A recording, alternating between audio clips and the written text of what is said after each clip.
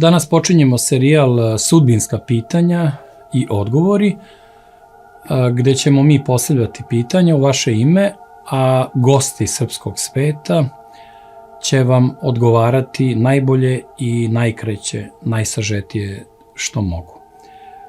U ove 2 nedelje na 10 pitanja važnih iz naše sudbine odgovarat će moj dugogodišnji prijatelj, slično mišljenik, Saša Adamović, istoričar, koji je napisao onu čuvenu knjigu Efekat Trump i koji je vjerojatno najbolji poznavalac Trumpa i njegove uloge u sudbini Amerike i sudbini stvaranja nove međunarodne geopolitike, ali i mnogih drugih tema, posebno vezanih za spoljne odnose Srbije i ideološke sukobe u međuratnoj Srbiji. I on sprema svoju knjigu koju svi sa nestrpljenjem očekujemo, koja će se zvati Godine odluke, Srbija ide u rat, 1939-1941. godina, koja će pokazati da stvari se ne rešavaju samo u 25. i 27. marta, u pokretima naroda ili nekim diplomatskim odlukama, nego da postoje razne stvari koje zriju, sazrevaju i na kraju se završe onako kako se završe sa posledicama koje danas osjećamo. Prvo pitanje koje ću postaviti Saši je vezano za to kakve nam političke pouke donosi sudbina moderne Srbije i da li je moguće, makar u nekoj bliskoj, ako ne neposrednoj budućnosti, jedinstvo srpskog sveta. Do pre nekoliko godina sasvim bih drugačije odgovorio na postavljeno pitanje. Međutim, danas tome pristupam na jedan drugačiji način. Pouke iz moderne srpske istorije danas jako teško izvući, jer smo još uvek živimo u istorijskom periodu koji nam je doneo određeni narativ, prvo onaj komunistički posle Drugog svjetskog rata, a onda se narativ promenio, ali ne na jedan dobar, kvalitetan i ispravan način da bismo mogli uopšte da razumemo period Drugog svjetskog rata. Pošto je fokus mog interesovanja na ključnim godinama 20. veka od 1039. do 1941. godine, saznao sam zapravo da srpska politička elita toga vremena zapravo nije bila na visini sopstvenog zadatka i nije, što je bila obaveza verodostojne srpske elite, da pre svega vodi računa o interesima srpskog naroda, odnosno Srbije. U tom ključnom periodu, kada su se i u samom svetu dešavale prelomne stvari, pre svega početak najvećeg sukoba onog doba i do danas, naravno najvećeg svetskog sukoba u istoriji, politička elita u Srba nije bila na visini zadatka. Odluke koje je donosila direktno su dovodile u problem i Srbiju i srpski narod, odnosno uvlačila je Srbiju i Srbe u rat u kojima zapravo Srbija nije smela da učestvuje. Pre svega zbog rezultata, zbog stravičnih rezultata koji su zadesili Prvog svjetskog rata, koji su zadesili Srbiju par decenija ranije, kada je Srbija zaista pretrpele ogromne katastrofalne gubitke i mogli bismo slobodno reći da je, iako smo bili na pobedničkoj strani, da je za Srbe to bila pirova pobeda. I ono što je bila ključna greška tadašnje elite, to je bila stvaranje Kraljevine Srba, Hrvata, Slovenije.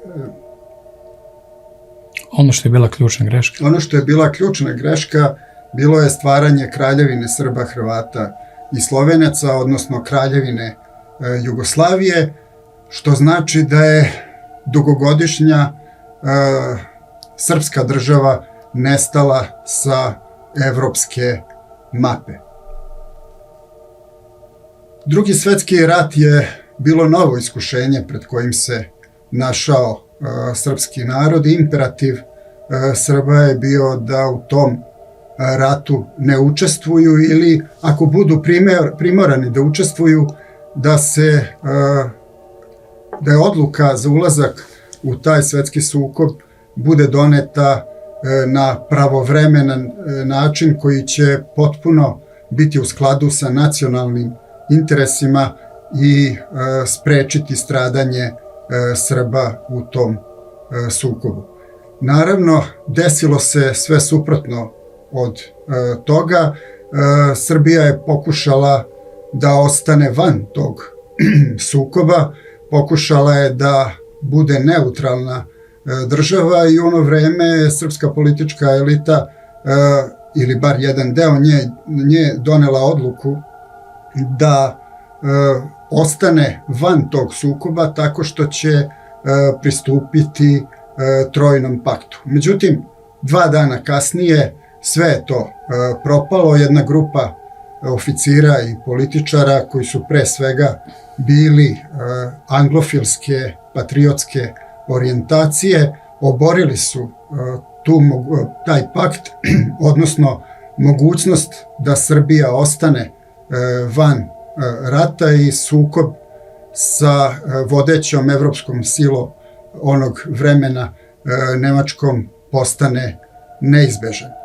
To je bilo drugi put u jednom relativno kratkom istorijskom periodu da srpska politička elita, da bi sačuvala svoje interese, reaguje, odnosno interese države, reaguje u skladu sa nacionalnim interesima i da na jedan real politički način pre svega sačuva Srbiju od opasnosti, odnosno mogući Srbiji da pregura jedan veoma opasan period vremena u kojem se našla. Prvi takav slučaj je bio u drugoj polovini 19. veka, kada je kralj Milan sa Austro-Ugarskom potpisao takozvanu tajnu konvenciju i nešto kasnije u 20. veku kada je knez Pavle sa svojom vladom odlučio da pristupi Trojnom paktu.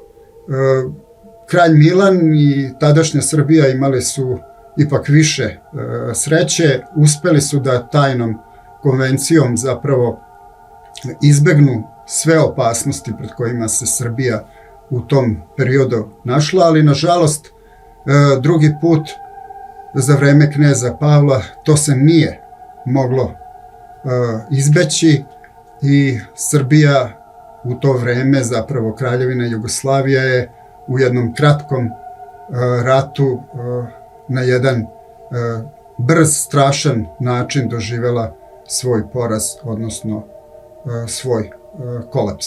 Ono što možemo da izvučemo kao pouku iz ta 2 slučaja je da je jako važno zapravo baviti se real politikom, da često u međunarodnim odnosima ne treba biti vođen ne samo ideološkim ili nekakvim drugim simpatijama, već samo jedino ekskluzivno voditi računa i gledati samo srpske interese. To nije loše kao pouka i za današnje vreme, kada se nalazimo u takođe jednom opasnom periodu vremena, kada je zadržavanje neutralnosti itekako potrebno i ja bih voleo da srpska politička elita ovog vremena iskoristi pouke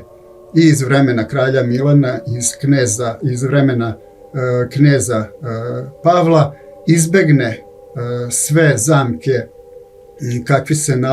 kakve se nalaze pred njom, sačuvaju Srbiju kao neutralnu državu i na taj način spreče neka nova buduća srpska stradanja.